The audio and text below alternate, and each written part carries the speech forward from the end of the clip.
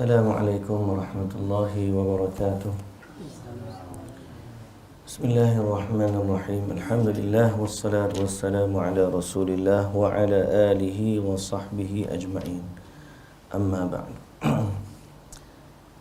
Alhamdulillah, pada pagi ini kita dapat kembali dan insya-Allah kita sambung atau kita baca ayat-ayat tadabbur hari ini dari surah Al-Baqarah, muka surat atau surah yang kedua dalam juzuk yang kedua juga, muka surat 29 pada ayat 187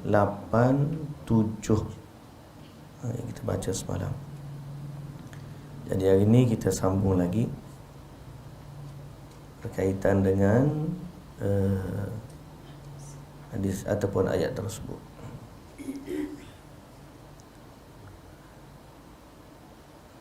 A'udzu billahi minasy syaithanir rajim.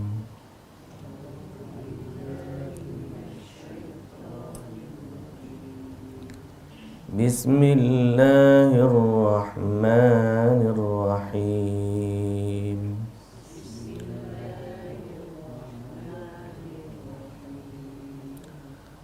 Uhilla lakum laylatas siyamir rafathu ila nisaikum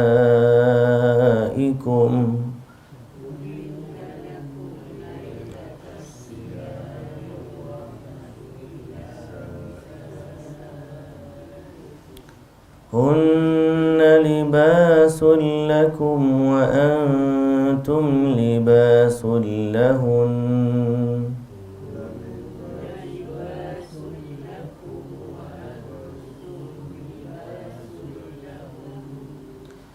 alimallahu annakum kuntum takhtanuna anfusakum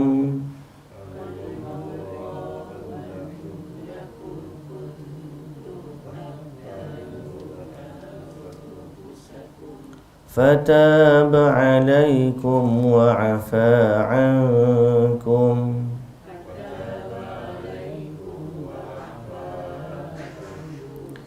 فالآن باشروهن وابتغوا ما كتب الله لكم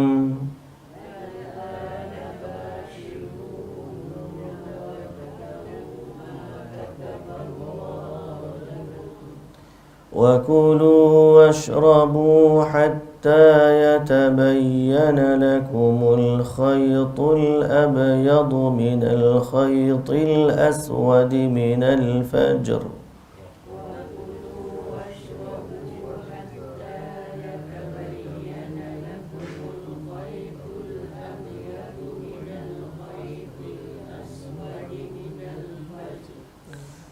ثم أتموا الصيام إلى الليل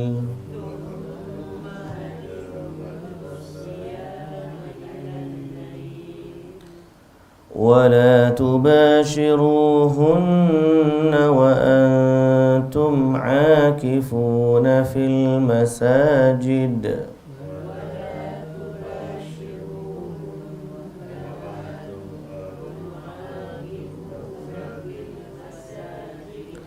تلك حدود الله فلا تقربوها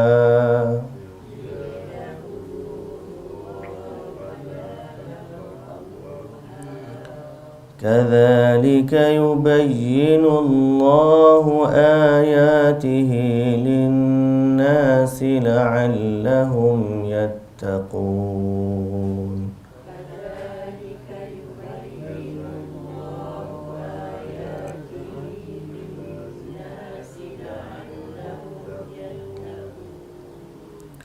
ولا تأكلوا أموالكم بينكم بالباطل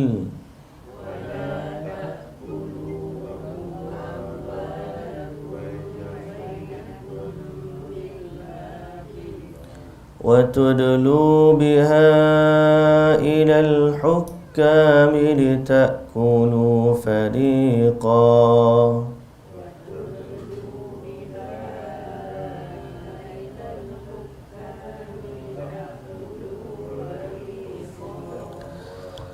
لتأكلوا فريقا من أموال الناس بالإثم وأنتم تعلمون.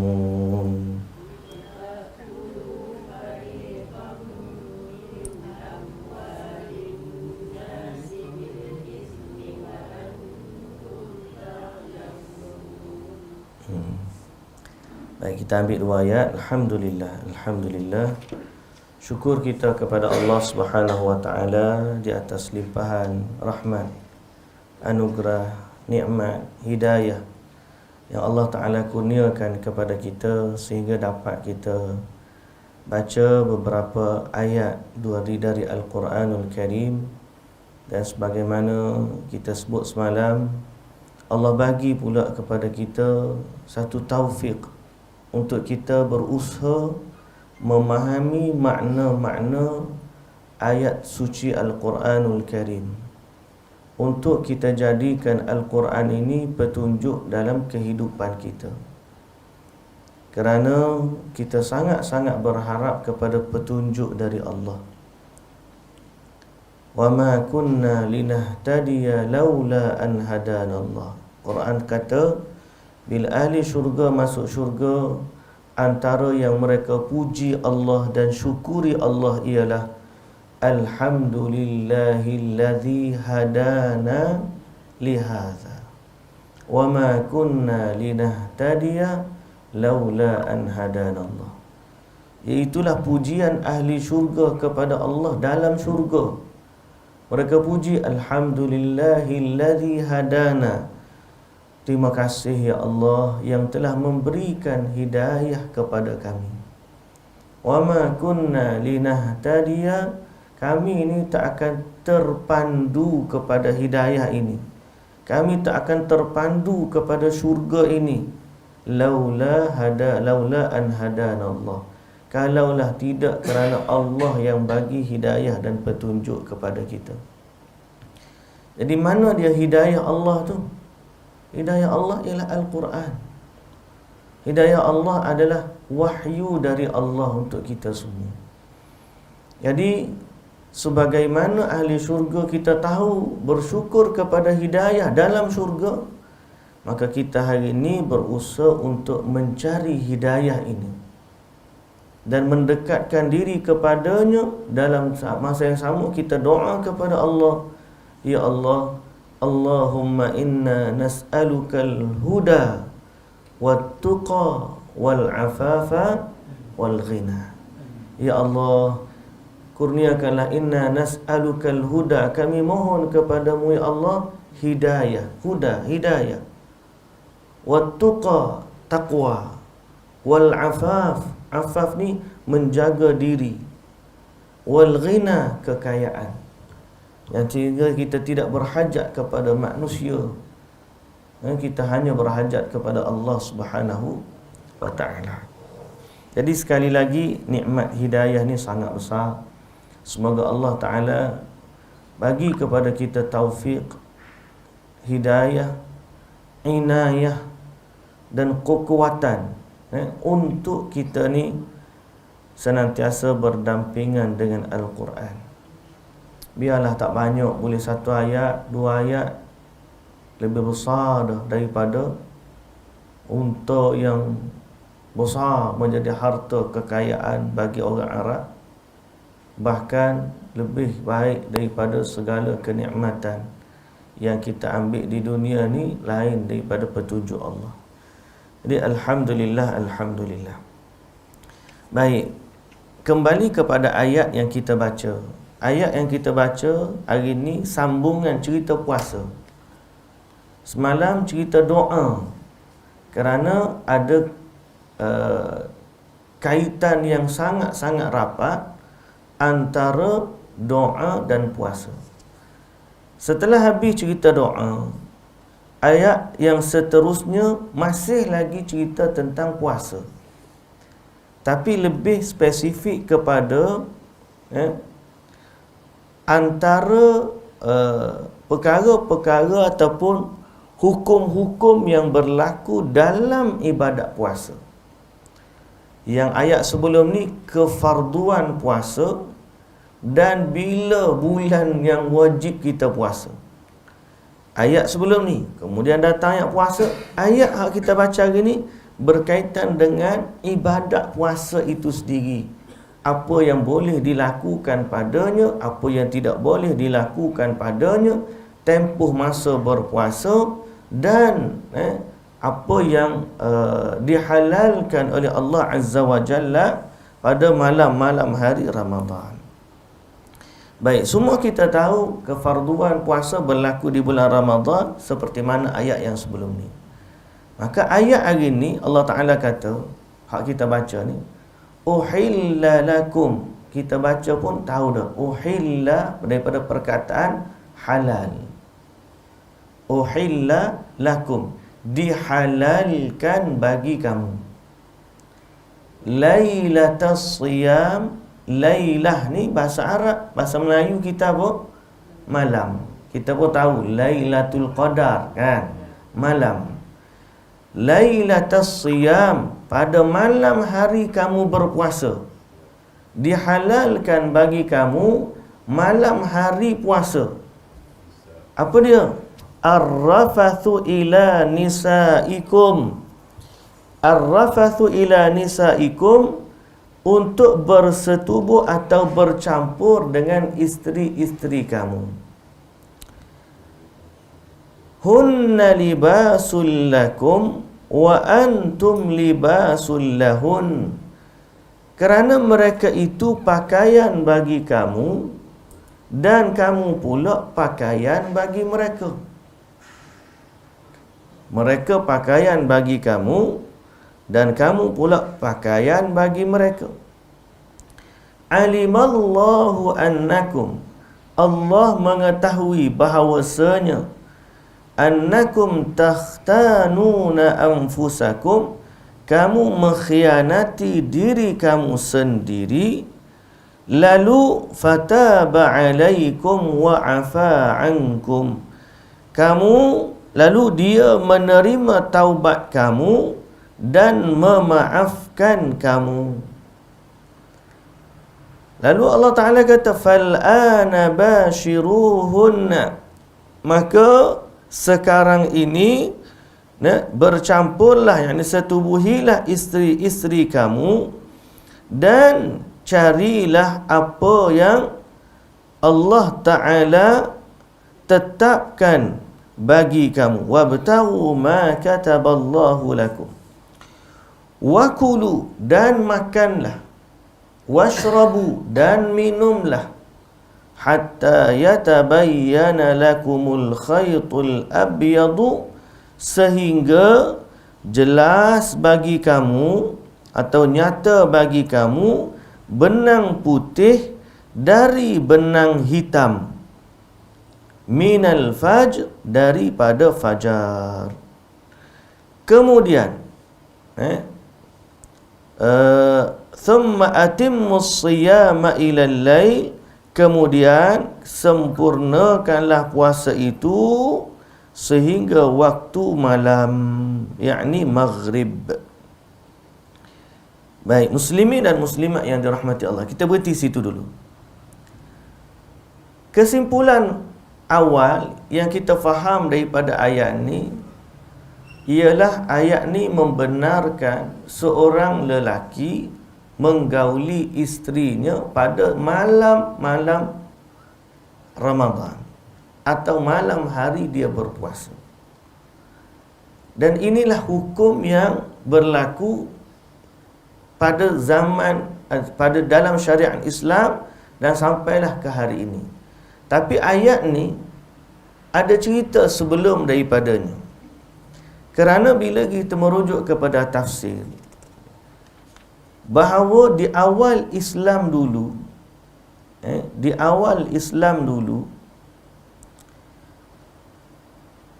kefarduan puasa ini berlaku, mereka boleh makan, boleh minum sampai salat isyak sahaja, ataupun sampai dia tidur. Kalau dia dah tidur, dia sudah tidak boleh lagi makan dan minum dan juga mencampuri isterinya. Ini di awal Islam dulu, awal-awal dulu. Sebagaimana yang diriwayatkan dari Al-Bara bin Azib.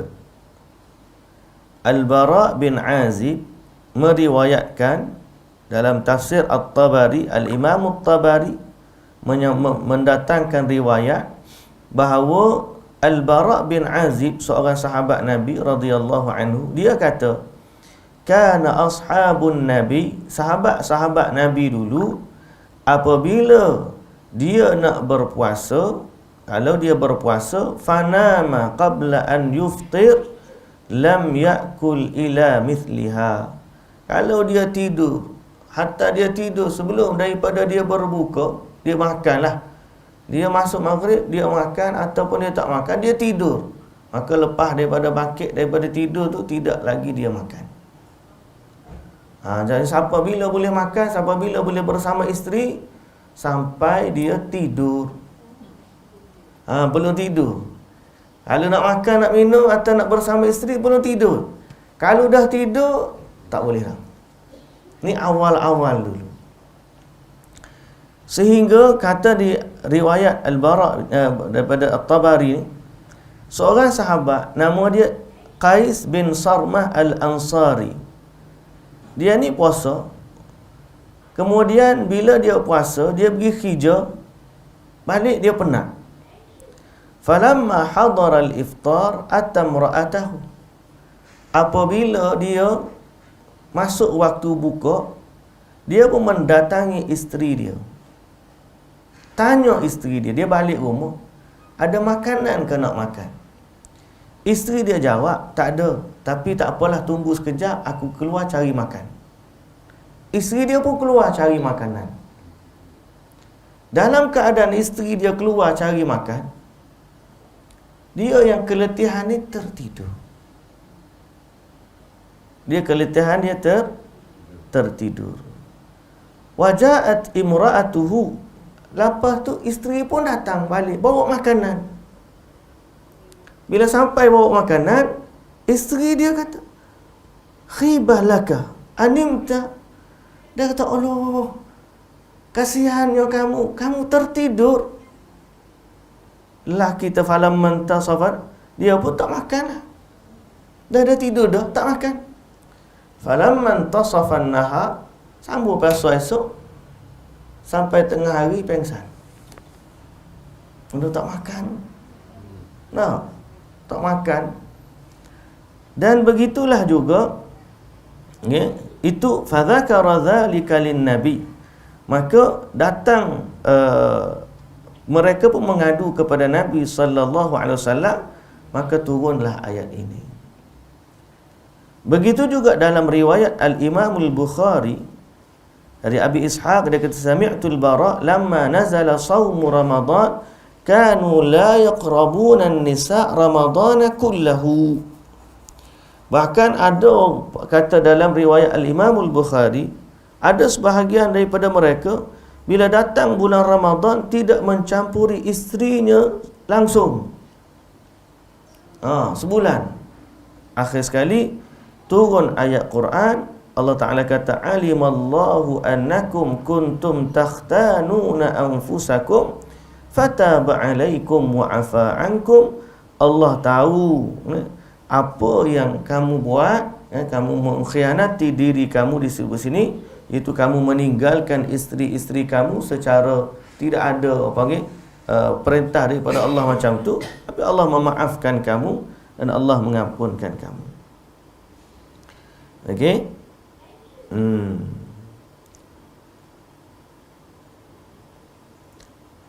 Lalu berlakulah beberapa kejadian yang disebut dari Ibn Abbas.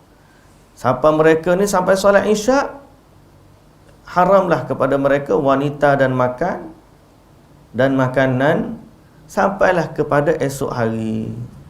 Dan beberapa orang termasuklah Umar Al-Khattab, ada yang tersilap ataupun tertidur sebelum daripada mendatangi isteri mereka, lalu mereka mengadu kepada kepada Rasulullah sallallahu alaihi wasallam, dan akhirnya turunlah ayat. Jadi setelah turun ayat ni, dibenarkan makan, dibenarkan minum, dibenarkan menggauli isteri, sampailah kita start puasa balik. Maka hukum puasa tu dari puasa kepada puasa. Malam tu waktu tak puasa, dihalalkan makan, minum dan bersama isteri, walaupun tengah-tengah tu dia tertidur.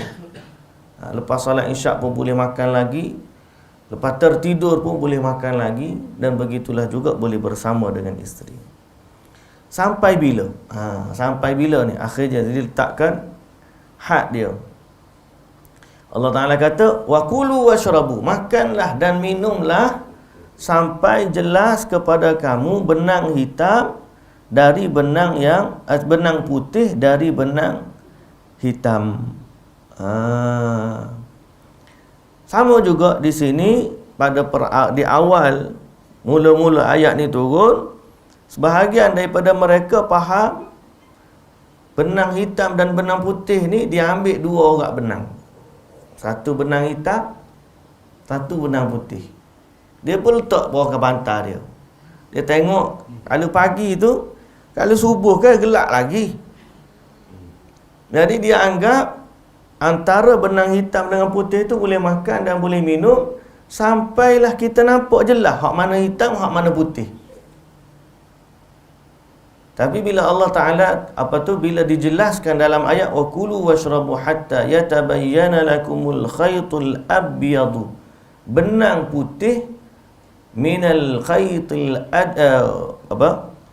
minal khaytil aswad, dari benang hitam, kemudian minal fajr, daripada fajar. So diketahui bahawa benang putih dan hitam ini merujuk kepada fajar. Fajar tu apa fajar?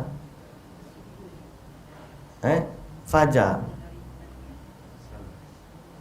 Fajar tu bukan sunrise kan?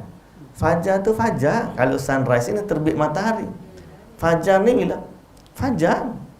Fajar menyingsing. Apa maksud fajar menyingsing? Cahaya fajar di ufuk timur. Fajar dengan terbit matahari lain. Fajar ni dia keluar sama seperti benang, garisan halus di ufuk. Pernah tengok tak fajar? Jadi fajar, selepas daripada fajar, yang keluar mula-mula garisan halus. Daripada garisan halus tu kemudian tebal, cerah. Makin lama makin cerah, sampailah pukul masa ni walaupun tak terbit lagi matahari, dah cerah dah ni, nampak dah ni. Terbit matahari itu keluarlah, muncullah matahari. Atau fajar ni maksud dia apa? Benang ataupun garisan cahaya di ufuk timur. Jadi itulah menandakan maksud benang putih dan benang hitam tu. Dia ada mula-mula kan belum turun ayat ni, mereka anggap kena ambil dua benang, mana satu putih, mana satu hitam, tunggu. Bila nampak jelas hak mana putih, hak mana hitam, baru mula puasa. Tapi sebenarnya kalaulah macam tu, dah terlebih dah waktu. Akhir sekali difahami bila turun ayat hatta yatabayyana lakumul khaytul abyadu minal khaytil aswadi minal fajr, daripada fajar. Ini juga menunjukkan bahawa kalau kita tidak merujuk kepada tafsir dan seorang itu baca saja terjemahan, dia pun kata makanlah dan minumlah sampai kamu jelas nyata bagi kamu benang putih dan benang hitam. Kalau orang tak tengok tafsir, kemudian dia hanya kadar terjemahan sahaja, kemungkinan dia pun tersilap faham. Kena tunggu hak mana benang putih tu jelas, hak mana benang hitam tu jelas. Tapi bila kita merujuk kepada tafsir, perkataan para sahabat yang menyatakan berdasarkan riwayat yang ada. Okey. Termasuklah dalam riwayat Al-Imam Al-Bukhari, mereka pun akhirnya tahu bila Allah Ta'ala turunkan maksud minal fajr, difahami bahawa garisan atau benang yang dimaksudkan adalah garisan fajar di ufuk timur. Fajar ni ada dua. Satu fajar kazib, satu fajar sadiq. Fajar kazib ni fajar hak menipu. Fajar sadiq ni fajar hak betul. Macam mana? Sebab sifat matahari, cahaya ni, bila mula-mula dia muncul, dia menembusi kegelapan. Bahasa tembuh ni, mula-mula dia akan keluar cahaya yang menegak. Keluar dulu cahaya yang menembusi malam. Berarti mula-mula keluar tu, cahaya tu menegak ke atas. Lepas daripada tegak ke atas, dia akan hilang tu sekejap. Kemudian dia datang pula kembali dengan cahaya yang horizontal, cahaya yang melintang. Cahaya melintang ni lah akhirnya dia tak hilang. Dia akan makin lama makin sikit cerah sehingga akhirnya terbitlah matahari. So fajar yang dimaksudkan dalam syariat kita ialah fajar sadiq, fajar yang bersifat melintang. Atau orang duk tengok, terbit matahari, nak tahu betul lah. Dan itulah hadnya kita berpuasa, dan itulah juga hadnya mula waktu subuh, dan itulah juga hadnya berakhirnya malam. Bila? Sehingga terbit fajar. Betul Allah Ta'ala kata dalam surah Al-Qadar, Tanazzalul malaikatu warruhu fiha biidni rabbihim min kulli amr salamun hiya hatta matla'il fajr. Jadi berakhirnya malam Lailatul Qadar sampai terbitnya fajar. Fajar. Habis masuk waktu fajar, berakhirlah malam. So bila kita puasa pun, bermula puasa apabila terbit fajar, masuk waktu subuh juga bila terbitnya waktu fajar. Lalu kita faham berdasarkan hadis ini, berdasarkan ayat ni, Allah bagi kita makan dan minum sampai terbit fajar. So bila kita nak makan sahur, di mana garis penamat sahur kita? Waktu fajar lah. Habis tu kalau orang buat imsak 10 minit sebelum fajar tu, so kita tahu bahawa 10 minit sebelum fajar itu hanya langkah berhati-hati, bukan garisan penamatnya lagi. Sebab tu orang kata, imsak nak kena berhenti makan dah. Kita kata boleh makan lagi. Sampai bila boleh makan? Sampai terbit fajar. Kenapa kata macam tu? Sedangkan orang lain berhenti dah makan. Kerana Al-Quran kata kita boleh makan, kita boleh minum sampai terbit fajar. Sebab tu kalau orang yang tak guna imsak tu, kita tak boleh kata salah. Sebab imsak tu hanya sekadar berhati-hati. Nak siap-siap, nak pergi awal ke masjid, nak apa semua, tak apalah. Tapi kalau dia sampai di masjid 1 minit lagi nak azan, dia pun berasa mengah nak minum air, boleh tak? Boleh. Tak ada masalah. Setengah minit lagi nak masuk fajar, nak minum air seteguk, boleh. Atau dia tengah minum air, tengah-tengah minum, orang pun azan, dia pun berhenti minum, tak ada masalah. Pasal apa? Limit garisan akhir untuk waktu sahur adalah fajar. Jadi kita faham kenapa alasan orang yang tidak menggunakan imsak, bukan dia tak nak bagi orang berhenti awal, tapi nak suruh faham bahawa pertama, garis akhir yang ditetapkan oleh Allah, pencipta alam semesta, penguasa langit dan bumi, ialah fajar. Yang kedua, dalam waktu fajar ni, waktu sahur ni juga, Nabi SAW suruh kita makan di akhir waktu, sebelum sebelum subuh, yang kita panggil sebagai waktu sahur.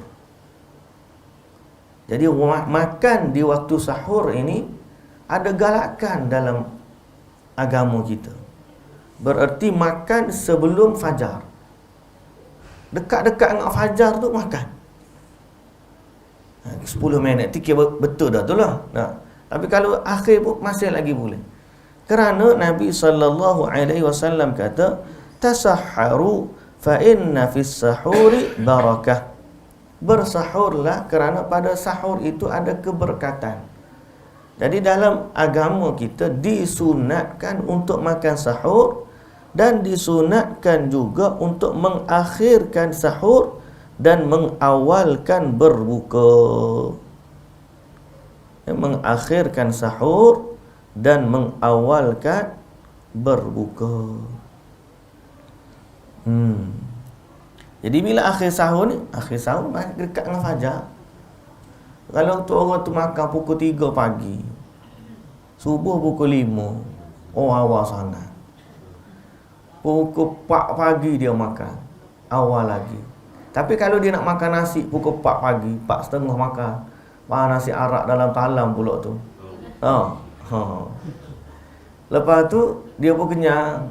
Dia nak ambil sunat keberkatan waktu sahur, maka sampai sekitar 15 minit ke 10 minit ke, atau dekat-dekat nak azan tu, dia minum air seteguk 2, ambil keberkatan sahur. Itu dibenarkan dan kita kata digalakkan. Kerana Nabi SAW menganjurkan kita mengakhirkan sahur. Sehingga keberkatan dalam makanan pada waktu itu, pada waktu sahur, didoakan oleh malaikat. Kata Nabi SAW dalam hadis riwayat Imam Ahmad, as-sahuru akluhu barakah fala tada'uhu. Makan sahur ni ada keberkatan, maka jangan tinggalkan sahur. Makan. Sehingga akhirnya dia kata, walau anna ahadakum tajra'u jur'ata ma'in, walaupun dengan kamu minum seteguk air. Sahurlah walaupun dengan seteguk air. Fa innallaha wa malaikatahu yusalluna 'alal mutasahhirin. Sebut dalam riwayat Imam Ahmad, kerana Allah dan para malaikat mendoakan orang yang bersahur. Jadi bersahurlah walaupun seteguk air. Bangun-bangun tak sempat makan lagi kita ni, ambil air teguk tu. Ataupun kita dah makan dah, macam kita sebut tadi. Kita dah makan dah, kita dah makan tengah malam. Kita pergi sampai waktu bersahur, minumlah seteguk air. Ambil keberkatan waktu sahur. Baik. Persoalan dia, dalam bab ni, tiba-tiba apa hukum seorang lelaki menggauli isterinya waktu malam yang dibenarkan, tapi tak sempat mandi wajib, sehingga masuk waktu fajar masih lagi dalam keadaan dia berjunub. Okey. So dalam hadis ini, dalam ayat ini, Allah Subhanahu Wa Taala membenarkan limitasi makan dan minum dan bergauli isteri sampai sahur, sampai fajar, sampai fajar. Okey. Orang ni dia memang sampai fajar je. Cuma ada satu je belum lagi dia mandi wajib. Apa hukum dia? Baik, hukum dia semua kita tahulah dah ni. Tapi dalam hadis riwayat Imam Muslim dari Aisyah radhiyallahu anha, seorang lelaki datang kepada Nabi sallallahu alaihi wasallam lalu bertanya, "Ya Rasulullah, tudrikuni shalah wa ana junubun fa asumu?" datang waktu solat, aku masih berjunub, bolehkah aku berpuasa? Masuk waktu tu, aku belum lagi mandi wajib, boleh tak aku puasa? Sebab dia seolah-olah ayat tu kata limitasi sahur ni sampai fajar tu. Makan ke minum ke bersama isteri sampai fajar. Ni faham tak ke? Lalu kemusykilan dia memang bersama isteri sampai fajar. Tapi masuk fajar dia belum lagi mandi, dalam keadaan dia junub. Bolehkah dia berpuasa? Apa jawapan Nabi sallallahu alaihi wasallam? Okey. Apa kata Nabi sallallahu alaihi wasallam? Wa ana tudrikuni salatu wa ana junubun fa asumu. Nabi kata aku pun macam tu juga. Bahasa mudah ya. Aku pun macam tu juga. Masuk waktu solat, aku masih lagi berjunub dan aku berpuasa. Nabi jawab, berarti dibenarkan seorang itu masuk dalam puasa walaupun dalam keadaan dia berjunub. Patut ada sahabat ni tanya lagi, tak apalah tu Nabi ya Rasulullah, kamu tak apalah macam tu, makna kamu berpuasa dalam keadaan berjunub. Kamu tak apalah, Allah dah ampunkan dosa-dosa kamu yang lepas. Kami ni tidak lagu tu tidak seperti kamu. Jawab Nabi sallallahu alaihi wasallam, wallahi inni la arju an akuna akhsyakum lillah wa a'lamakum bima attaqi. Demi Allah, aku berharap aku yang paling takut kepada Allah dan aku ajarkan kepada kamu bagaimana aku bertakwa. Jadi Nabi sallallahu alaihi wasallam adalah contoh bagi kita dalam berpuasa. Sebab tu dalam bab ni kan, dia puasa dengan, kalau kita sama macam orang pergi memulakan ihram. Orang nak start ihram kan miqat kan, kalau cerita haji. Miqat ni sama ada dia boleh semayang ke tak boleh semayang, masuk je dalam ibadat. Tunggu sampai dia boleh semayang, barulah dia tawaf. Tapi bila start masih lagi border dia miqat. So bagi orang yang berpuasa sama juga. Kalau dia nak masuk dalam ibadat puasa, dia yang dibenarkan puasa, wanita haid tak boleh lah. Bagi dia berjunub, masa tu dia ada halangan untuk bersolat sebab dia junub. Tapi bila masuk fajar, dia mesti masuk dengan fajar. Bukan kata tunggu aku mandi dulu barulah aku nak niat puasa. Tak, jawapan dia bila masuk je waktu puasa waktu fajar, maka wajib bagi dia berpuasa. Samalah juga kalau wanita tu dia suci, dia belum lagi mandi tapi masuk ke farduan puasa, maka dia mandi, setelah daripada tu dia berpuasa dan dia sembahyang subuh. Boleh. Kemudian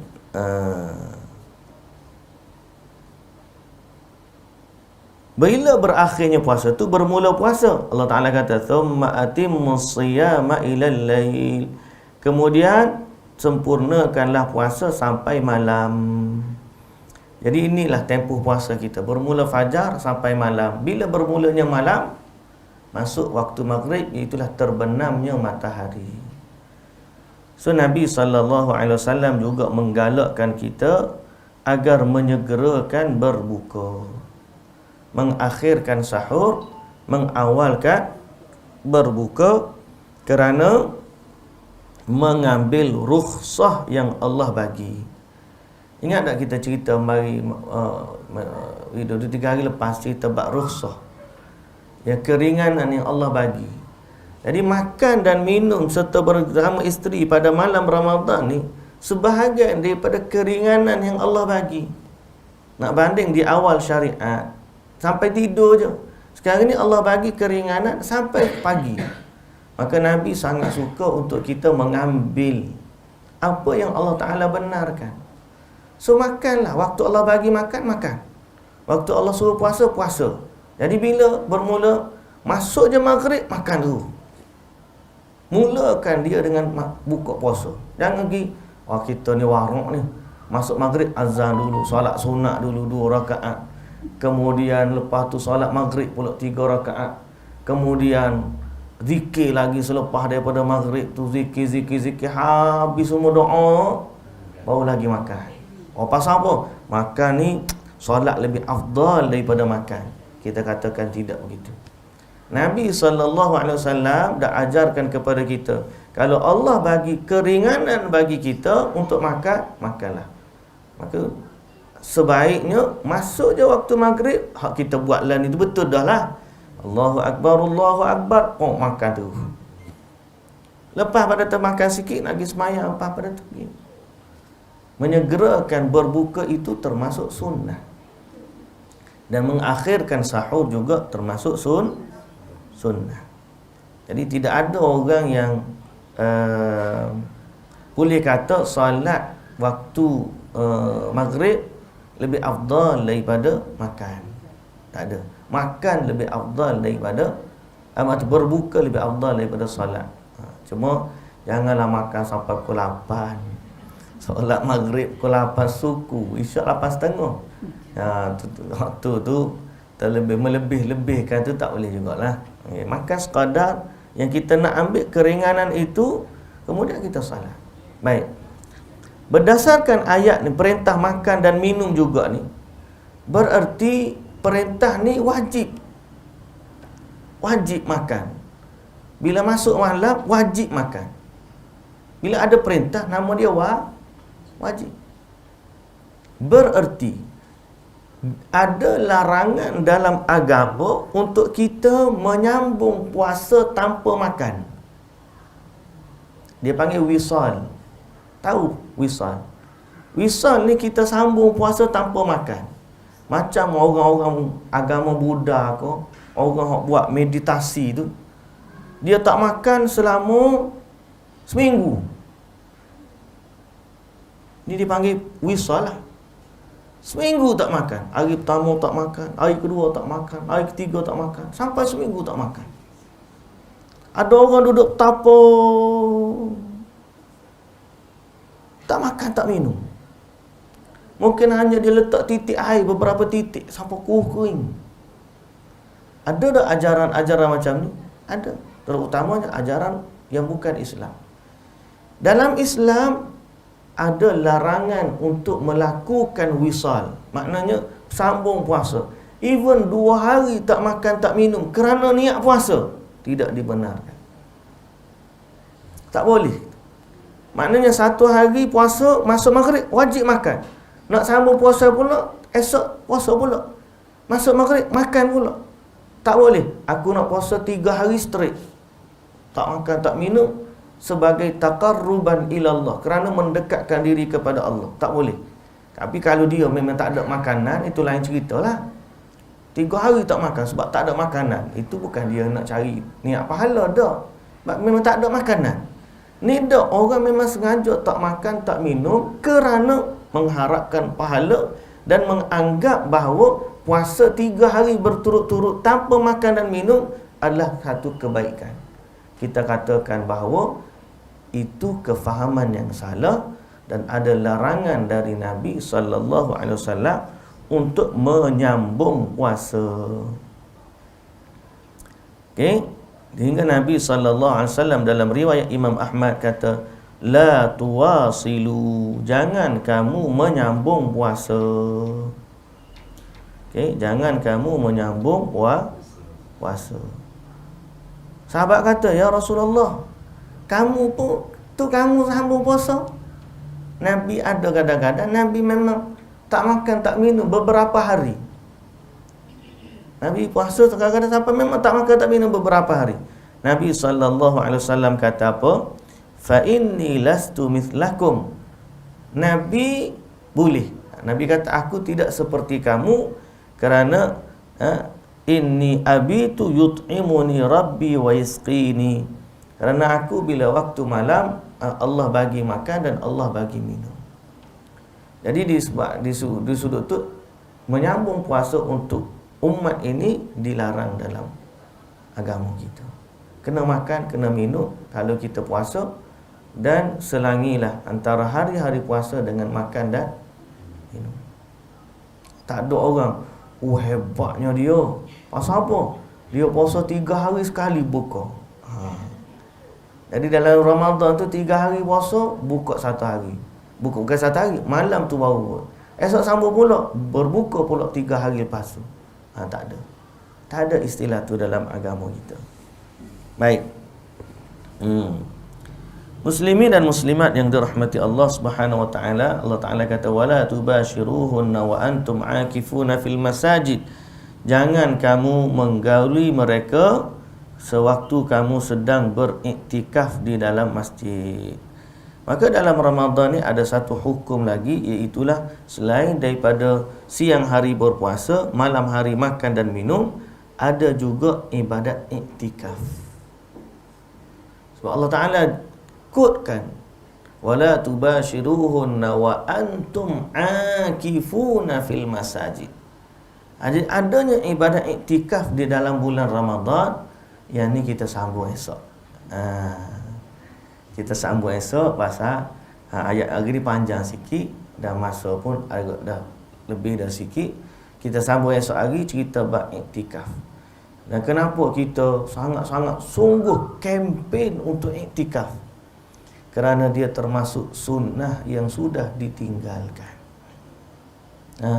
Mudah-mudahan kita memahami ayat Quran ini dan kita mengamalkannya. Sebab tu saya katakan, kita kempen iktikaf, di sekolah kita kempen, di masjid kita kempen, di mana-mana kuliah pun kita kempen.